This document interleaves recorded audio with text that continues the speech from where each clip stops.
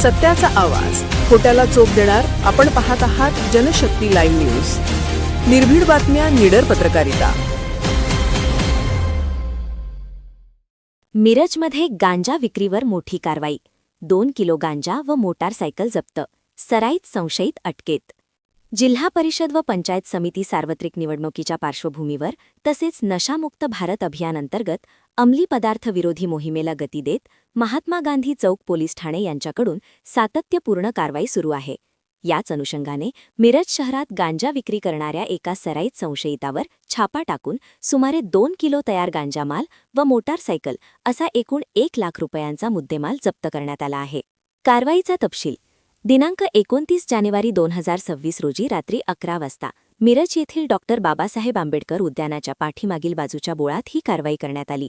या प्रकरणी गो रन 29/26 नुसार गुंगीकारक औषधी द्रव्य व मनोव्यापारावर परिणाम करणारे पदार्थ अधिनियम अंतर्गत कलम 8 क 20/2 22 अन्वये गुन्हा दाखल करण्यात आला आहे. संशयिताची ओळख.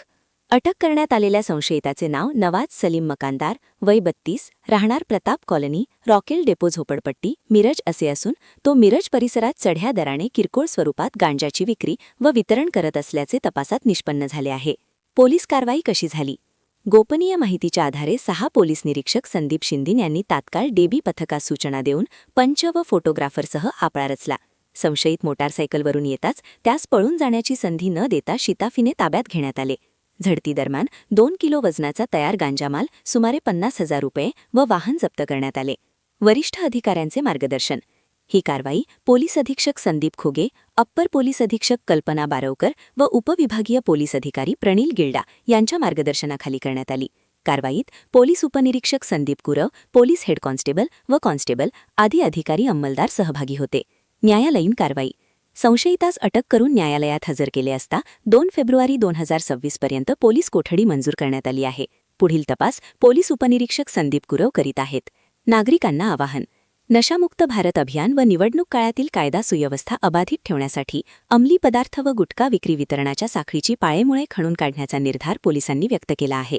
नागरिकांनी नशायुक्त पदार्थांबाबत कोणतीही माहिती मिळाल्यास तात्काळ पोलीस प्रशासनास कळवावे, असे आवाहन महात्मा गांधी चौक पोलीस ठाणे यांच्या वतीने करण्यात आले आहे.